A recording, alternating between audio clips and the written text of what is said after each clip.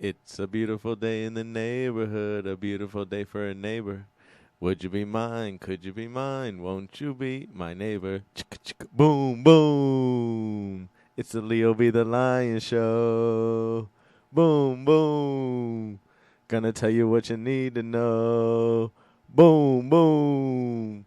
Now here comes your boy Leo. Hey everybody, it's your boy Leo Be the Lion, and I'm coming to you live from Respectable Street on Clematis here in beautiful West Palm Beach.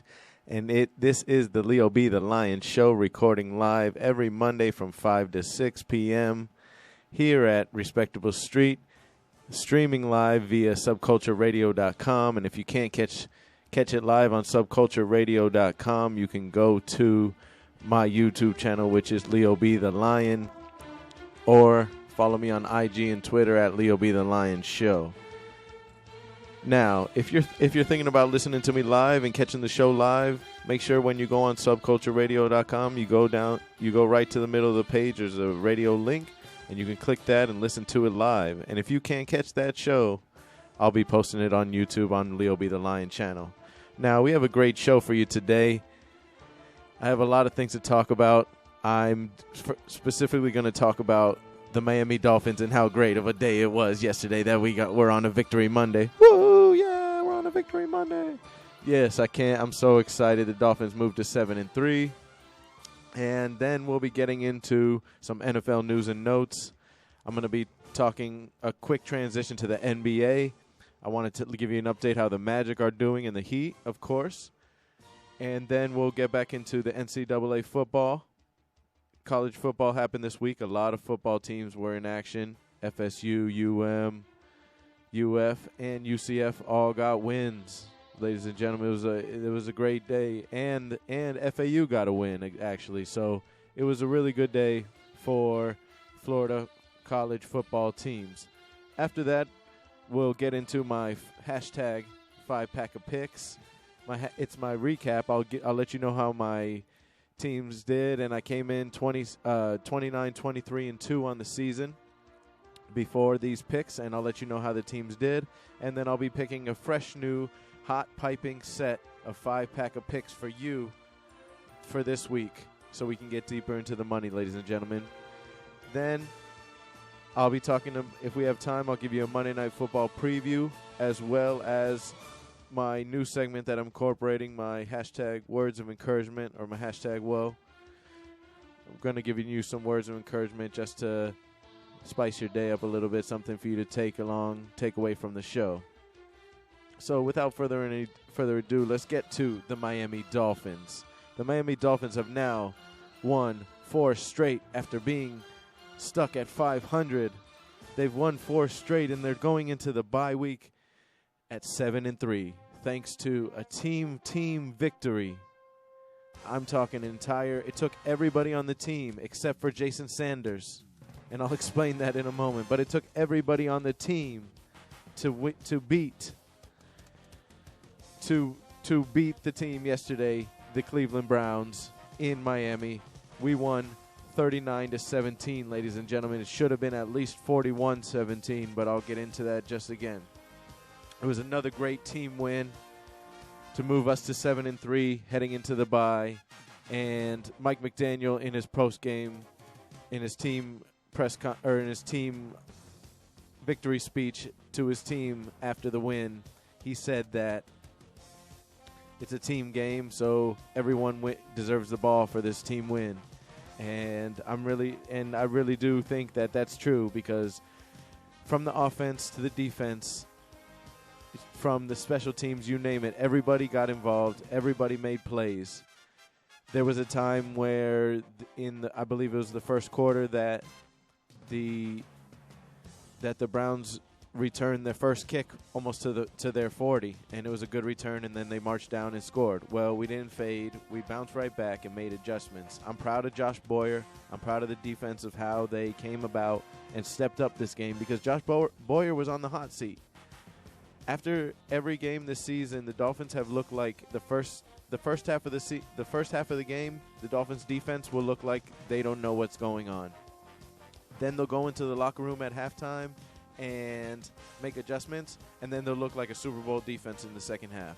So what I'm trying to say is that the Dolphins put together an entire game's worth of good defense, and I'm proud of the defense.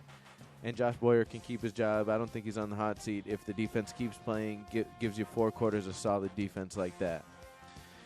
Jason Sanders, what can we do with Jason Sanders? If you have comments of what the Dolphins should do with Jason Sanders, you can go to my IG or Twitter at Leo B. The Lion Show and let me know what we should do with Jason Sanders, because I think personally we should bring in a rookie free agent kicker or an undrafted free agent kicker, whoever, somebody, maybe a journeyman veteran that maybe wants to get back into the league, and bring in a place kicker to push Jason Sanders. He's one of the top 5 highest paid kickers in the league. We have to get his money's worth out of it. Yeah, he made 2 field goals, but he missed 2 extra points. And could you imagine if we somehow were in a shootout or in a close game with the Browns yesterday, and we would have lost by 2 points, or we would have needed those extra 2 points to keep the game tied or to win the game? Extra points should be gimmies. Extra points should be easy ways to add a point to after your touchdown. It's a point after touchdown, so that's why they call it the PAT. So they need to work on his field goal kicking. He's 12 for 16 he's 13 for 17 on the year, so which is pretty good. He's getting better, but he is inconsistent to say the least. I always have to hold my breath. My buddy doesn't want to even watch Jason Sanders when he's kicking. I always had to let him, it's good, it's no good, it's good. I want to be saying it's good all the time, so he doesn't even so he can just not even care, like go grab a beer or something and come back, you know what I mean? But Jason Sanders, you need to get more consistent. Then let's get to Tua. The bright spot in this winning streak has been Tua. One of the many bright spots, but he has been leading the team on the offensive side. He just went 25 for 32, threw for 285 yards and 3 touchdowns with no interceptions for the 3rd straight game. And he wasn't sacked. The offensive line has gotten better around Tua to not allow a sack against the Cleveland Browns defense that has Myles Garrett and Jadeveon Clowney. That's a really good offensive line performance to allow Tua to be upright and to complete 60 or almost 75% of his passes, and to throw for 3 touchdowns again for the 3rd straight game, which is pretty awesome. He's on a great streak, and the Dolphins have scored 30 now in back-to-back games, and I'm really proud of the way the Dolphins are playing. Now, this was the best Dolphins running game of the year. To have Jeff Wilson Jr. and Raheem Mostert be able to just have their best games of the year, but in terms of yards per carry, they combined for 25 carries for 184 yards and 2 touchdowns. That's awesome. So Wilson had 17 carries for 119 and a tutty, and Mostert had 8 carries for 65 and a tutty. They were kicking butt. We can be Super Bowl contenders. The Dolphins can be Super Bowl contenders if Jeff Wilson Jr. and Raheem Mostert keep running like this, because that combined, playing complementary football with the running game and then the passing game, it's like the song says, we're in the air, we're on the ground, we're always in control. When you say Miami, you're talking Super Bowl. And that's what it is. And I'm excited for the Miami Dolphins. Like I mentioned before, the defense stepped up and stopped the run, held Nick Chubb and Kareem Hunt to less than 80 yards on the ground. Chubb had 11 for 63 and a touchdown, and Kareem Hunt had 6 carries for 9 yards. So I'm really proud of the way the defense stopped the number 1 rushing attack in the NFL. The Browns have ran on every team that they played.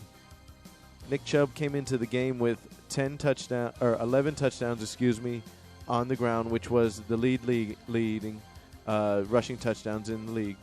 And he had ran for 841 yards in the games leading up to this. In only 8 games, he had ran for 841 yards, so that was over 100 a game. Now,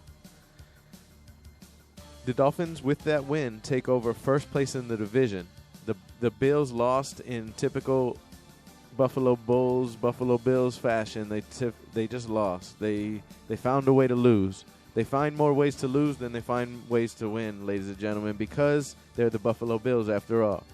So the Dolphins move in sole possession of first place. They're half game ahead of the Buffalo Bills and the New York Jets at 6-3.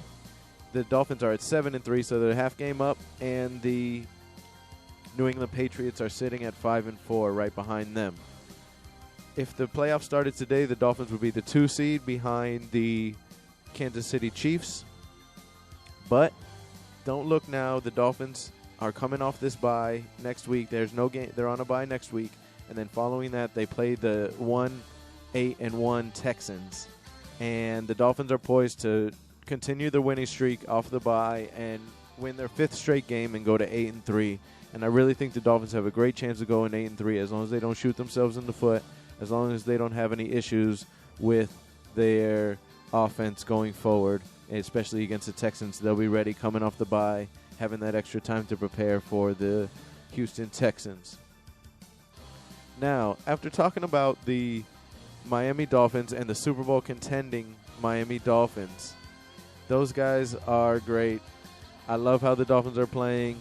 The fact that Tua didn't get sacked, and for Tua to be able to find his wide receivers like Waddle and Hill and Gesicki and Trent Sherfield and Raheem Mostert and Jeff Wilson Jr., he was getting the ball to a lot of different receivers, and that's a great sign if you're a Dolphins fan, because the more Tua can distribute, the more the defense can't key in on one receiver, key in on one skill guy.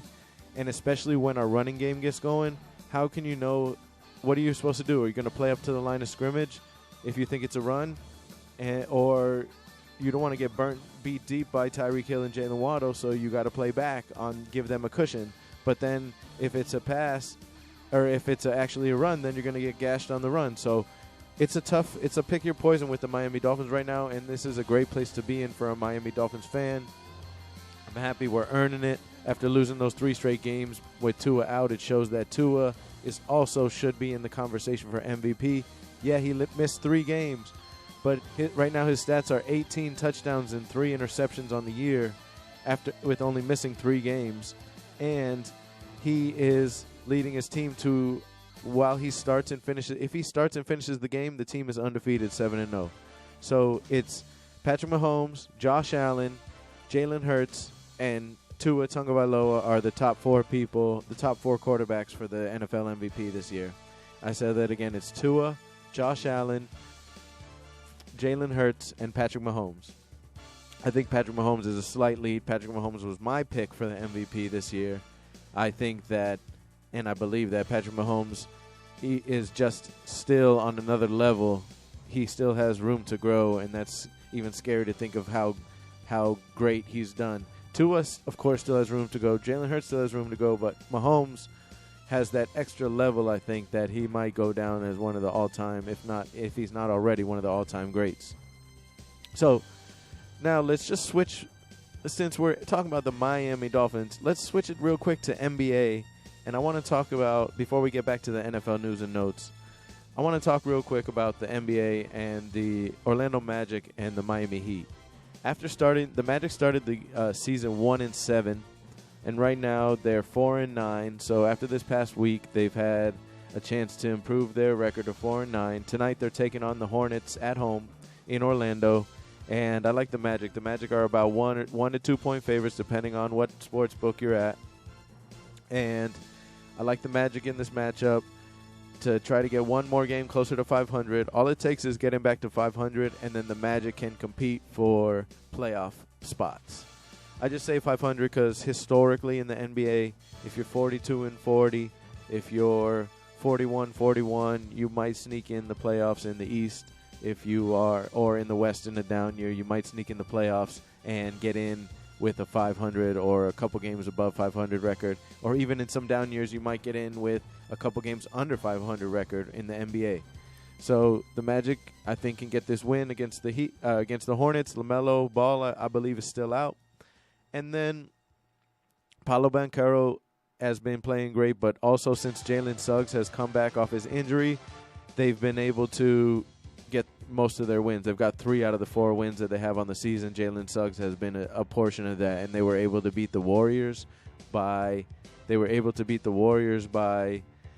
playing with Jalen Suggs. He was able to compete, go 3 for 3, shot for shot with Steph Curry, and beat the Warriors in Orlando. And also, just a fun fact, a little nugget, the Warriors are 0-7 on the road to start the season for the first time since 1989. So I don't know what's going on in Northern California, but Golden State Warriors needs to get it together, because being 0-7 on the road, they've played a lot of road games. So their record isn't that good. Now let's turn it over to not my Miami Heat, your Miami Heat. So let's talk about the Heat real quick. The Heat are 6-7.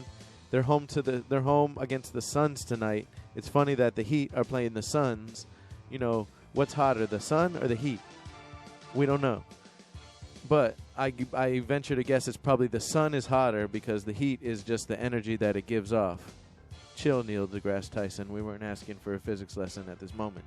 All right, so let's talk about the Heat. 6-7. They've turned around their season. After they started 2-5, I believe. They've turned around the season. They're 6-7 right now with room to go. Eric Spoelstra is doing a great job of coaching. Great job with just – I'm going to keep saying it until the Heat make a move, but I don't believe that their current roster as currently constructed will be the way that we see the Heat at the end of the season. I believe that the Heat are going to make a couple trades, and that they're going to be able to get someone besides Jimmy Butler and Tyler Hero. They might, and Kyle Lowry, because Bam Adebayo, he's a good number 2, a good possibly second option defensively, because Jimmy Butler is going to guard the best guard the best player and guard the star player. But if Bam Adebayo can step up his offensive game and not rely on getting those defensive rebounds, getting out, or relying on your team getting you open, or alleys and the like, and running plays specifically for you, if he can step up his offensive game, where if it's a pick and roll situation, he'll be able to be lethal on the pick and roll. If he can step that up, the Heat will be dangerous. But as it's currently constructed, I don't think the Heater is as dangerous, because they need another scorer.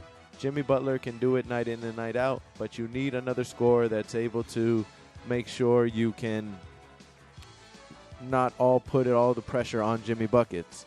Yeah, Tyler Hero can be the 6th man of the year, but you're not going to win with just one of the great starters and then having a guy come in 6th man off the year. In my recollection in the NBA, there's been no team where it's just have one star in the starting lineup and then a 6th man coming off. You usually have 2 stars in the starting lineup, like Tony Parker and Tim Duncan, and then you had Manu Ginobili coming off the bench. But in most times, your big 3 starts. Like you had Chris Bosh, Dwayne Wade, and LeBron James. They all started. You had James Worthy, Magic Johnson, and Kareem. They all started. You had Bird, McHale, and Parrish. They all started. So the Heat just have Jimmy Butler, really. Like if they're Kyle Lowry, Jimmy Butler, and Bam on the starting lineup, and then they have other situations, it's gonna be a little issue. So let's see what the Heat can do. They're at home to the Suns tonight. I think they can win. We got a little. They can hear me outside, right? Yeah, we got a guy just parking. Who just parked this. We're live, ladies and gentlemen. Sorry, we were looking outside, seeing what was going on. But yeah, hey, buddy, it's not a parking spot. Sorry. Yeah. Continue. Yes. So now let's switch gears from the NBA. Go Heat, go Magic. I'm a Magic fan, but I think they're both winnable games tonight. Let's switch gears back to the NFL news and notes. We had a wild day in the NFL, and I think the wild day has continued. It was a full moon over the weekend, so I think that's what's going on, ladies and gentlemen. So let's get to the first game on the NFL news and notes after the Dolphins went to 7-3 after on a 4-game winning streak. The first game that I want to talk about is the game that was in Munich, Germany. Did you see those beer mugs? They were literally, instead of being a pint, they were like a 25-ounce mug that they were giving. It was like a plastic mug that they were giving the fans in Munich. So yeah, they drink in Germany. Newsflash, as if anybody didn't know that. Well, so the Bucks went to Germany to play the Seattle Seahawks, and the Bucks won 21-16. And Tom Brady has held up his end of the bargain. He said 2 weeks ago when the Bucks were 3-5, he said, "All I want to do is win the next 2 games and get to 5-5, and then anything can happen." Well, Tom, you got your Bucks at 5-5 after that 3-5 start, and all I can say is, come on, Seattle. You had the opportunity to really take control of your division, to keep winning games, to possibly lock up the NFC West early. But you lose to Tampa Bay, and don't look now, but the Bucks are heating up. I don't want to say it, but I think the Bucks are going to sneak into the wild card as a playoff team, and I believe that the Bucks defense is running on all cylinders, and the Bucks defense is causing the offense to get better field position and put the offense in better position where they can make plays. The offense is relying a little bit more on the run game, and their receivers are getting healthy. The Bucks are getting healthy at the right time.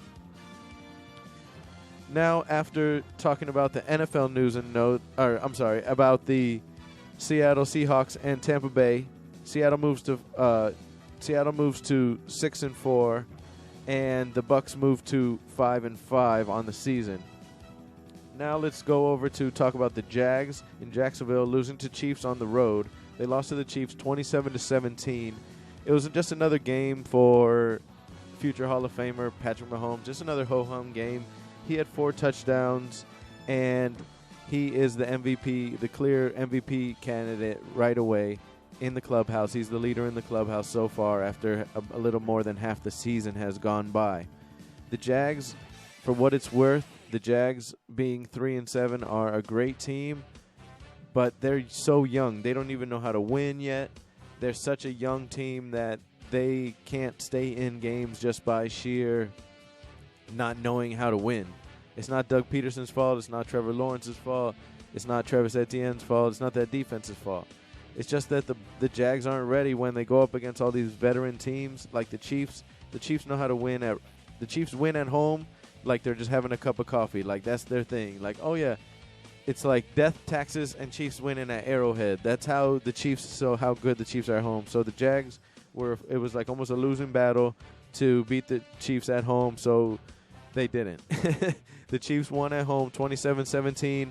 Like I said, Mahomes had 4 touchdowns, and the Chiefs are the number 1 seed, and the Dolphins are tied with them 7-3, and they're both tied at 7-3 for the number 1 seed, and the Chiefs hold the tiebreaker, I believe, for the number 1 seed in the AFC. The next game on the NFL news and notes that we're going to talk about is the Minnesota Vikings versus the Buffalo Bills. Now, this was such an exciting game. The Bills came in about 7.5-point favorites, and the Vikings were looking to just kind of keep it close and try and stay in the game. Well, at one point, the Bills were almost a sure lead at 30-27. No, excuse me, 27-24. And the and the Vikings came back and won the game because the Bills could not get out of their own end zone, and Josh Allen fumbled the ball in their own end zone with the minute left, and the Vikings fell on it for a touchdown, and then they forced it to overtime, and the Vikings won 33-30 in overtime. It was just one of those games where the Bills just know how to fall on their own sword. The Bills just know how to shoot themselves in the foot. The Bills know how to lose games, and it's that same old Bills. So is Josh Allen overrated? You can follow me on Twitter and IG at LeoBTheLion Show, or check out my show on YouTube at LeoBTheLion if you can't catch it live on subcultureradio.com from 5 to 6 on Mondays. I record live at Subculture Radio Studios here at Respectable Street on Clematis in beautiful West Palm Beach, Florida. And if you think Josh Allen is overrated, or you think he's underrated, or if he's properly rated in your opinion, let me know on my socials at Leo Be the Lion Show. I'd love to hear it. So the Vikings, besides the Eagles being undefeated, I'm not surprised at the Dolphins being 7-3 because I knew they had it in them. But besides the Eagles being undefeated, I'd say the Vikings are the surprise team at 8-1 on the season. The surprise good team at 8-1 on the season. The Vikings just have that knack for winning the close game this year. Every game has been close. The beginning of the year, the one game that they lost, they had a 17-point lead against the Saints, and the Saints ended up beating them by 1 point by a last-second field goal, beating them by 1 point to win the game. And that's the Vikings' only loss on the season. So the Vikings did just enough to beat the Bills. They looked out of it so many times, but the Bills just let them have so many chances, and they did just enough to beat the Bills 33-30. And the Vikings moved the Vikings to 8-1, and the Bills moved to 6-3, moved them out of that first spot in the AFC East, and let the Dolphins just slide right on in. That's right, ladies and gentlemen. Next game that I'm going to talk about is the Colts versus the Raiders. This game I thought was important because last week I talked about how Jeff Saturday was unqualified to be the Colts head coach. And then since I recorded last week and I saw a press conference that how he's going to do a great job and how he said he was going to do his best that he can. And you might say after 8 games, after being the interim head coach, hey, it's not for me. I suck at this job. I'm just going to leave. And that's okay.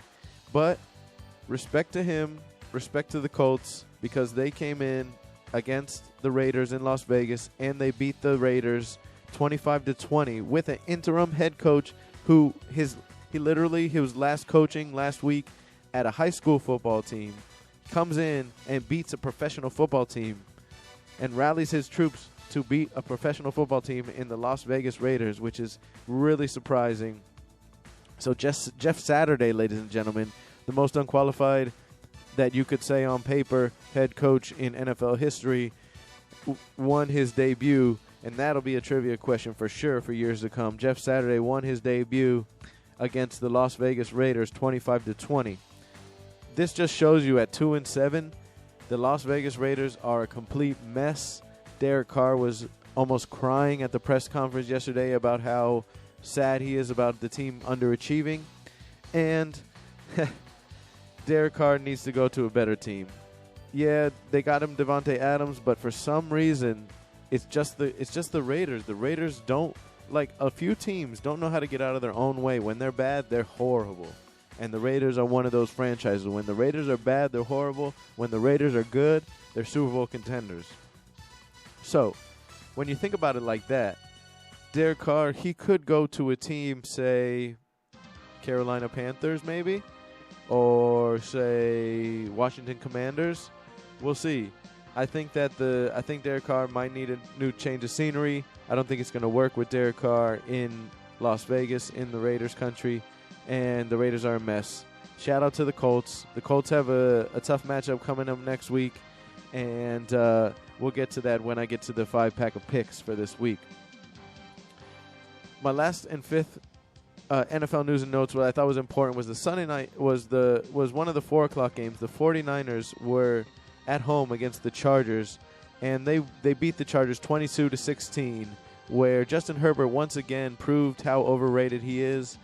He does not know how to win those close games, whereas Tua is number 1 in the NFL in red zone efficiency, number 1 in the NFL in red zone offense with Tua at the helm for the Dolphins. So just to want to throw that out there. The Chargers didn't score in the second half, so when you see that the 49ers beat the Chargers 22-16, at half the Chargers led 16-13, ladies and gentlemen. So that was a tough game for the Chargers. The Chargers don't know how to make adjustments. It kind of shows, and it's kind of on the coaching staff's fault that the Chargers have such a good defense with Khalil Mack and Joey Bosa, and their offense is supposedly stacked with players like Keenan Allen, Justin Herbert, and Austin Eckler, but they still can't get a win. They still can't score more than 20 points on offense. The Chargers didn't score in the second half, and I'll stand on this till as long as the sun is in the sky, that Brandon Staley is not a good coach. He's a bad head coach. He thinks he gets in his own head. He gets too cute. And anytime you have a coach that is second, third, quad, quint, sixth, sept, October, November, December, he's second-guessing himself, he's going to be a bad coach because he'll never be able to let his players just perform. Sometimes you just got to go out there and let your players, put your players in position to succeed, not do everything so that the players are literally micromanaged. You got to set it up where you give them the plan and you have confidence in them, and then you enthusiastically tell them, all right, let's get it done, and then get it done. You believe in them. So that's what I think the Chargers need to get rid of Brandon Staley. And Justin Haber, he's overrated. Even with all those quote-unquote stars around him, he's not getting it done. The Chargers are 5-4. The Chargers are 5-4. Okay, that's pretty good. But at the same time, they aren't going to get it done when it gets to the playoff time, playing like that, shooting themselves in the foot like that. Now, after talking about the NFL news and notes and how the Miami Dolphins are now 7-3, and I'm going to mention, have I mentioned that a few times? Yeah, I think I'm going to mention that a couple more times. But yeah, the Miami Dolphins are 7-3. Let's move to the college football game and talk about college football news and notes for the state of Florida. The first game I want to talk about is UCF moving into first place in the American Athletic Conference with a win at Tulane in New Orleans, 38-31 over the weekend on Veterans Day weekend to move to number one in the American Athletic Conference. Bowser, R.J. Harvey once again were running the ball all over, and John Rice Plumlee was back. I wasn't as a believer in John Rice Plumlee because he did make a mistake early in the game, but he recovered and ran all over Tulane's defense to help the UCF Knights win 38-31. But still, Plumlee makes me nervous. We have playmakers everywhere, so when I see Plumlee scrambling or making a late throw over the middle, I hold my breath because I'm not sure what to think. With Mikey Keene, in my opinion, his nickname is Mikey Kicks Keene. When Kicks gets on the field, he knows how to puts the ball in the hands of his playmakers. And once the ball gets in the hands of your skill players and your playmakers on the outside, anything can happen. You can run for yak yards. You can tear it up. You can win a lot of games. But Plumlee sometimes forces the issue and turns the ball over. So Plumlee always makes me nervous. Yo, John Rice, get the ball to your playmakers and show them, step back and watch them work. You don't have to do it all. Get the ball to R.J. Harvey. Get the ball to Isaiah Bowser, Ryan O'Keefe. I know I'm missing a couple guys, but get the ball to your playmakers and see what happens. Then, next, let's go up a little bit let's go a little bit east since we're coming from New Orleans, since UCF just beat them and moved into first place in the American Athletic Conference. This also sets up UCF for the chance to win in a New Year's Six bowl game. That's tough to say. New Year's Six bowl game, where they might get a chance to go to the Orange Bowl, Sugar Bowl, Rose Bowl, or Fiesta Bowl, if not make the college football playoffs. I don't think they will at this time because they're ranked 17. The top 4 teams obviously make the playoff. But if they can get into the top 12, they can get an at-large bid to get to one of the New Year's Six bowls, especially being if they win the conference and continue. There's the Knights have 3 games left, Navy, USF, and one more game, and they will then, if they win all those games, win out, they will be American Athletic Conference champions and be able to possibly be eligible for one of those New Year's Six bowl games. And if not a New Year's Six bowl game, UCF will be eligible to play in the Boca Raton Bowl, ladies and gentlemen. So you might be able to see UCF play in the Boca Raton Bowl. A couple years ago, UCF played Zach Wilson and the BYU Wildcats to the BYU. They played BYU in the Boca Raton Bowl a couple years ago, and Zach Wilson beat UCF in the Boca Raton Bowl. But it would be nice to see UCF so close to home, but also it would be nice to see UCF in a New Year's Six bowl game, because that would bring more notoriety for the team, especially since their last year in the American Conference and they're moving to the Big 12 Conference next year. It allows the team to get even more notoriety and even more recruiting power, especially next year since their budget is going up from $10 million from the American Athletic Conference to the likes of $50 to $60 million in the Big 12 for the recruiting budget. And anytime you can increase the budget sixfold, you know you're going to get even better recruits. Now, like I said, let's move from where UCF beat Tulane. The guy's back. He's parking again it's diagonal. He could even try to parallel park it, but he just said, I'm going to park diagonal, and that's all right. We're just going to let it slide. Life's too short, right? So, FSU went to play, or welcomed to Tallahassee, Syracuse, and this was a 7-point game according to the books, and FSU rolled, and FSU is rolling right now at 7-3. They beat Syracuse Orange 38-3. FSU, after beating up on the Hurricanes last week 45-3, they followed up the performance to come home to beat up the Orange 38-3. And the coolest part about it all is that the Seminoles are rolling. So when they have to play Clemson later in the year, that will be an epic matchup to see who can probably win the ACC. The Seminoles are winning because of their athletic and trifecta of running backs, and they're also winning because of Jordan Travis. West Palm Beach's own Jordan Travis has the Florida State Seminoles ahead of schedule, ahead of expectations, ahead of where everybody thought that Florida State would be at this time of the year. At most, I thought Florida State might be like 5-5, but they're 7-3. They beat LSU. They have some good wins on their schedule in terms of teams that normally they have rivalries with, like Miami, or they might have a stumbling block like a Syracuse. They blew those teams out. So I'm really proud of the Florida State Seminoles representing for the state of Florida.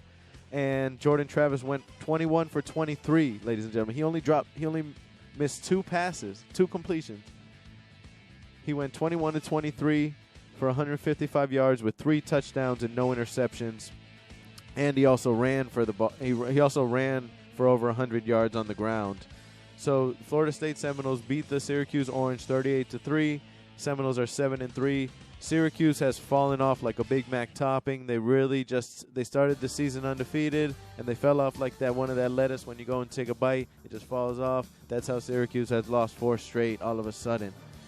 The next game I want to talk about in your college football news and notes for the state of Florida is the Florida Gators.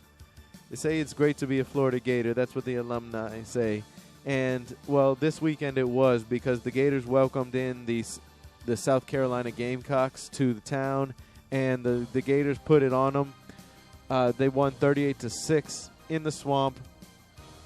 UF, in my opinion, and I believe, is that second tier of the SEC right now. You have the top tier like the Bama, the Georgia, the LSU, and then you have UF right floating around in the ether like on the second level, just hanging out. And then you have Alabama, LSU, and Georgia just fighting for the SEC championship, and then here's Florida just hanging out right there. So any given Saturday, Florida might be able to beat your team. Just watch out.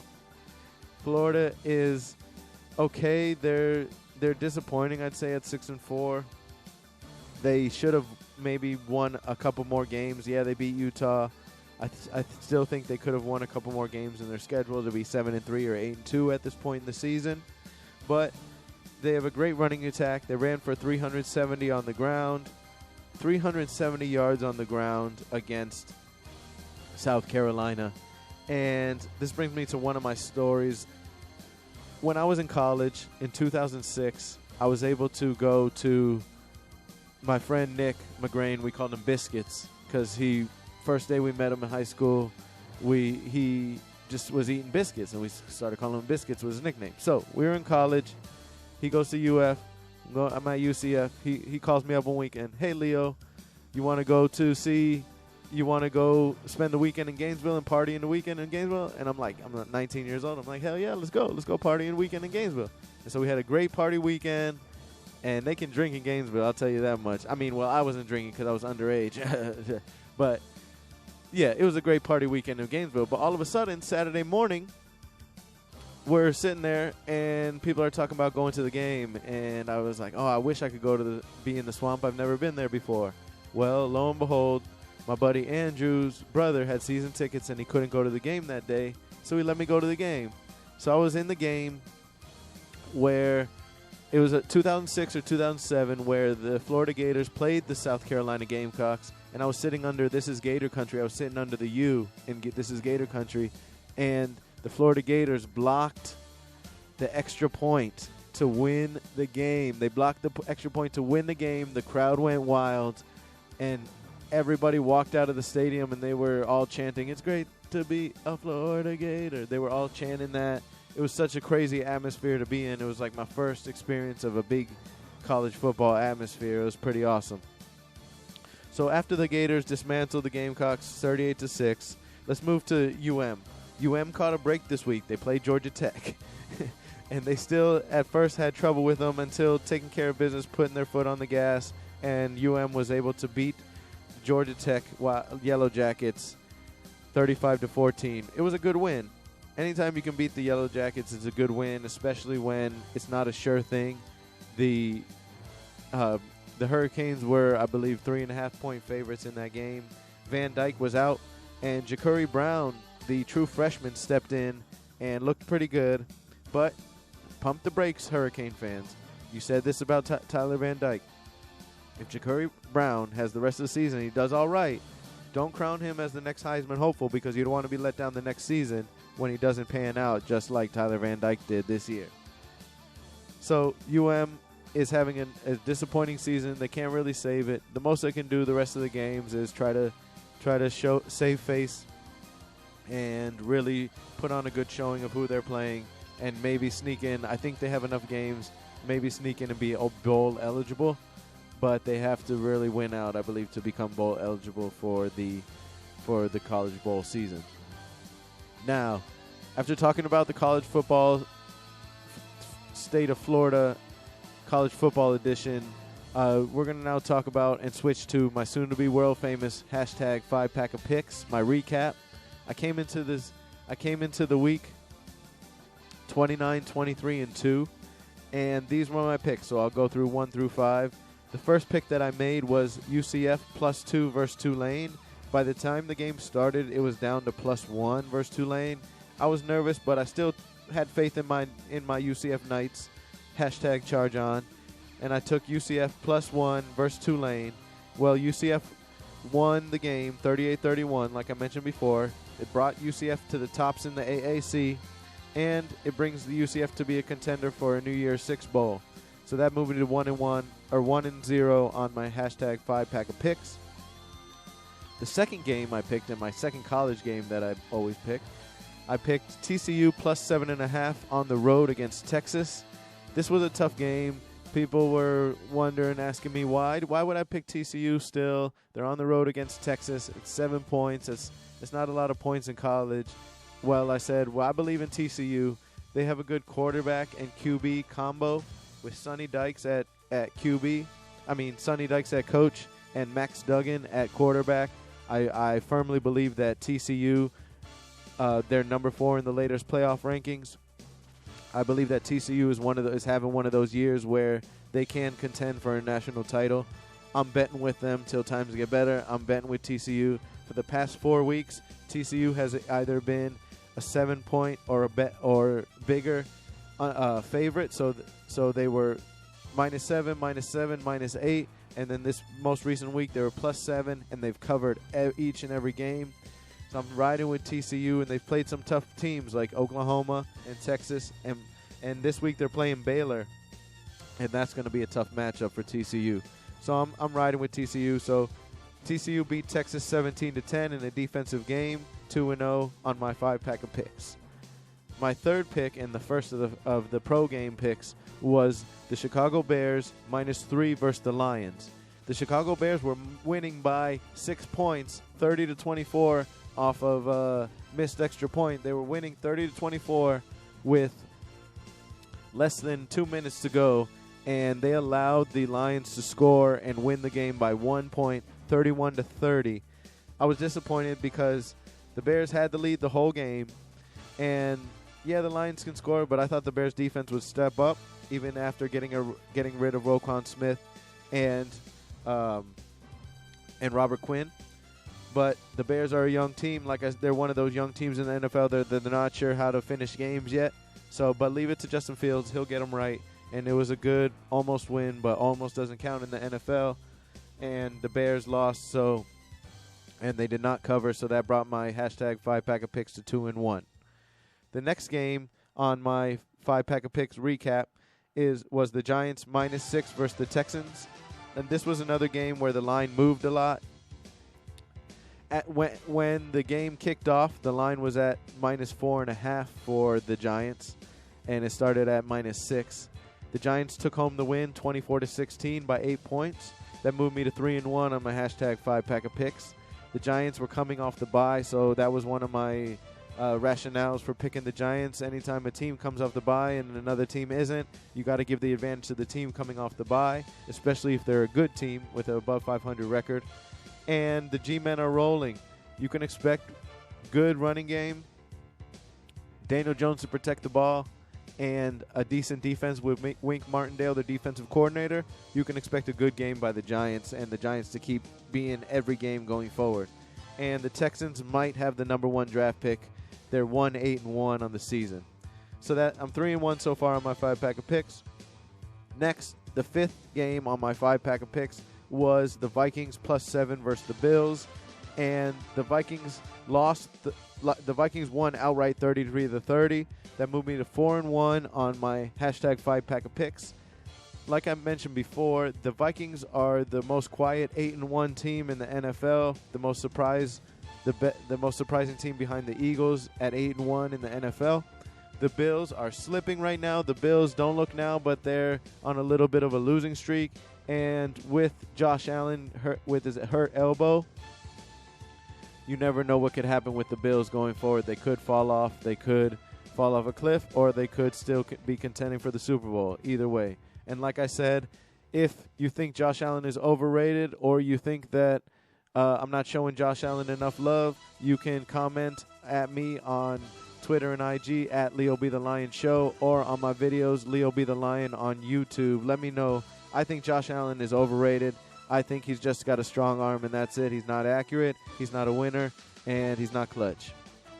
So now my record after last week, after going 4-1 last week, and I've been having some good weeks, my record is now 33-24-2 on the season. 9 games over 500, ladies and gentlemen. Let's use these next 5 picks to get me deeper into the money, deeper into the over 500. So I always start with my first 2 college picks, and then I do 3 NFL picks. So for the first pick, I have TCU on the road as road favorites in Baylor. It's a Texas-on-Texas game. TCU's going in to play Baylor. Baylor is a strong team with a strong defense, but TCU has been covering these big numbers, -7, -7, -8, and then they won outright when they were underdog. That happened in the last 4 weeks. And they just beat Texas on the road, so I really think TCU can get back up for Baylor and take care of business. Give me TCU -3 on the road against Baylor Bears. The second college pick in my hashtag 5-pack of picks for this week is FSU laying a big number. FSU -24 against University of Louisiana Lafayette. I really think that FSU can take care of business and be up like 31-0 at halftime on the strength of Jordan Travis. Great running game, great prolific offense with a 6'7" Johnny Wilson on the outside. It's really hard to cover them if you have the athletes to cover, but UL Lafayette does not have the athletes to cover FSU's prolific offense. Give me FSU laying a big number, laying 24 at home against UL Lafayette for my second in my hashtag 5-pack of picks for this week. Now let's move to the pro game in my hashtag 5-pack of picks. And on my first pick, I'm going with the New York Football Giants laying 3.5 versus the Detroit Lions. This is one of those games where, the Lions just stopped me from going 5-0 last week, but they played the Bears, This week they're playing a real team, a real contender in the Giants. The Giants are 3.5-point favorites. I might buy it down to 3 points just because you always got to buy that hook. You never want to lose by a half point because you'd rather push than lose, in my opinion, instead of getting higher earnings. So might buy that hook down to make it Giants laying 3 versus the Lions. The running game for the the running game for the Giants will shorten the game, so the Lions won't have as many possessions in their offense, and excuse me, and the Lions will be shut down by the Giants defense. Wink Martindale has those Giants defenders playing great, has them prepared, has them playing complete games on defense. So give me the Giants laying the 3.5 versus the Lions on Sunday, especially on the strength of the good coaching by Brian Daboll, they call him Dabs, and Wink Martindale, the defensive coordinator. My fourth pick in NFL hashtag 5-pack of picks is the Packers on Thursday Night Football laying 2.5 against the Titans. When it's under those key numbers, when it's under 3 points, when the spread is smaller than 3 points, I would say buy the hook, but you don't really need to because it's under 3 points. Chances are most games end with a 3, 4, 6, or 7 point difference, so you always want to watch out for those key numbers. But so 2.5 is something where it's under the 3 key number. So you say Packers laying 2.5 versus the Titans. It's in Lambeau Field in Green Bay. Aaron Rodgers has bounced back, especially after a good win coming back down 14 to the Cowboys. They were down 28-14 in the second half in the fourth quarter, and the Cowboys previously, after being up 14 points in the fourth quarter, the Cowboys had won 180 and were 180-0, and before yesterday, where the Cowboys lost after having a 14-point lead in the fourth quarter. If the Packers can get a lead early, I like the Packers to cover by a big margin, because the Titans are the type of team where they have to run the ball. They have to run the ball to win games. They're not going to be able to pass all over the yard and be able to win. The Titans' defense is also kind of suspect. Yeah, they've only allowed 10 points the last 2 weeks each, but they're going up against Aaron Rodgers. Let's see how the Titans' defense can do. I normally believe in the Titans, but against Aaron Rodgers, like I say, it's hard to bet against Aaron Rodgers. So give me the Packers laying the 2.5 versus the Titans in Lambeau. My fifth pick in my hashtag 5-pack of picks for this week, and I'm 33, 24, and 2 coming into this week, by the way, is the Colts plus 9.5 or 10. I'd probably buy the hook up to 10 versus the Eagles next week. The reason why I'm saying this is because the Colts look to be playing hard and look to be playing well under the new interim coach in Jeff Saturday. And longtime ESPN West Palm radio host Evan Cohen always said he always believed in this thing called an interim coach bump.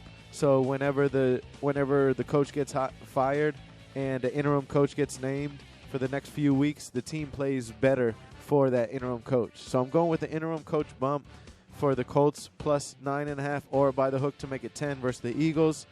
The Eagles away from Philly might be vulnerable, and I really think the Colts defense is going to step up under Jeff Saturday. Jeff Saturday is going to have the Colts attitude and get the Colts attitude right so they can play some competitive football with the talent that they have on both sides of the ball, especially with Matt Ryan coming back as being the starter. Jonathan Taylor back is healthy, so I think the Colts can cover that. So let's go over one more time real quick. I have TCU laying the 3 on the road versus Baylor. I believe in Sonny Dykes and Max Duggan. Then I have FSU laying the big number 24 versus UL Lafayette in Tallahassee. Then I have the Giants laying the 3.5 points versus the Lions on the strength of good coaching and good preparation. Then I have on Thursday Night Football the Packers laying 2.5 versus the Titans in Lambeau Field. It's probably going to be a cold one. Then the fifth and final of my hashtag 5-pack of picks is the Colts plus 9.5 versus the Eagles on the interim coach bump. Now, for these last couple minutes, let me give you a quick Monday Night Football preview. It is tonight, Washington Commanders at 4-5 versus the Eagles at 8-0. The Washington Commanders travel to Philadelphia to play the rolling, and I mean steam-rolling, Philadelphia Eagles. Jalen Hurts is a top 3 MVP candidate. Him, Josh Allen, and Patrick Mahomes are the top 3 MVP candidates. The Eagles are the better team, but I like Washington to stick around on the strength of it being an NFC East matchup. And my prediction is the Eagles will come away with the victory, even though they are 11-point favorites. The Eagles will not cover. The Commanders will cover, and it will be a 27-23 victory for the Philadelphia Eagles. So the Eagles fans will be shouting EAGLES Eagles. Now, for last topic of the day, and for one of my newest segments that I'm workshopping live on the show, ladies and gentlemen, is my Words of Encouragement segment. Every week I'm going to give to you a few words of encouragement, of something just to leave you with, leave you on a high note. You know how they used to do in Mr. Rogers? That's taking it back. But back in Mr. Rogers' neighborhood days, he would always leave you with something to think about or to ponder, if you will, as you were leaving his house, leaving the neighborhood. And so the last few weeks I've talked about things. The first week I talked about having enthusiasm. And then I talked about confidence and being able to step up to things, step up to the plate, and have confidence in what you're doing, have confidence in others, and have confidence in your abilities. You walk into the show, you walk into a new opportunity with your head held high because you're confident. It's going to show, and it's not going to come off as cocky. It's going to come off as confident and certain. And you want to be able to give that certainty to your client, give that certainty to your team, or give that certainty to your colleagues. So you really want to have confidence in each other. Then I talked about having patience and letting things marinate, not being quick to judge, not being quick to say to somebody, oh, I'm going to burn this bridge off first sight of smoke, because where there's smoke, there's fire. I'm going to burn this bridge. No. I brought up the situation. What about how many friendships have been lost if somebody sent the wrong text message on accident? They might have sent it to somebody saying, "Oh, I hate how you do this," and then the person, instead of waiting, they respond right away and say, "Oh, I never want to talk to you again." And then the other person is like, "Oh, well, I was just sending it to the wrong person. It was an accident." And so it's kind of ruined the vibe of the friendship. So, there's a lot of times where if you're making a decision and you say to yourself, "Oh, I'm going to pick this same thing anyway." I'm known for that. I'm known when I'm playing Madden or playing video games or doing something, I'll maybe say, or if I'm at the library or something, I'll like this book. Just say I'm going to pick out a book, and I'll say, "Okay, I like this book. I'm probably going to end up getting this book, checking out this book, but let me go check out the other books just in case I want to go check out other books." Even though I was going to get this one anyway, I'll leave it there, and I'll just let it marinate and say, "Oh, okay, I'll see if I want to get it later." Or if there's situations where you say to yourself, "Okay, I want to get a burger, but let me just see what else is on the menu just in case," but then you still go back to the burger, that's fine. But it's always good to just check your options just to see what you got so that you can make an informed decision. This week, I want to tell you about contact, or making contact with people, just not being a loner. I know that's some people's bag. I like to be alone a lot. Like I love my free time. I love being alone with myself and just doing whatever the hell I want to and take care of business, doing whatever I want, Googling, getting lost in the YouTube rabbit hole, what have you. But showing up is 9/10 of getting the job. Showing up is 90% of the whole thing. So making contact, having those 3 C's, the confidence, the contact, and the concentration, and you'll be able to be successful in whatever endeavor you're doing. And this isn't like some soapbox I'm trying to get on. I just want to say, think about making contact next time. Instead of saying, "Oh, I'm not going to do that," make the decision to do it. This has been Leo B. the Lion, bringing you the Leo B. the Lion Show from 5 to 6 here at Subculture Radio, subcultureradio.com, and Leo B. the Lion on YouTube. Have a great week, everybody. Leo B. the Lion signing off.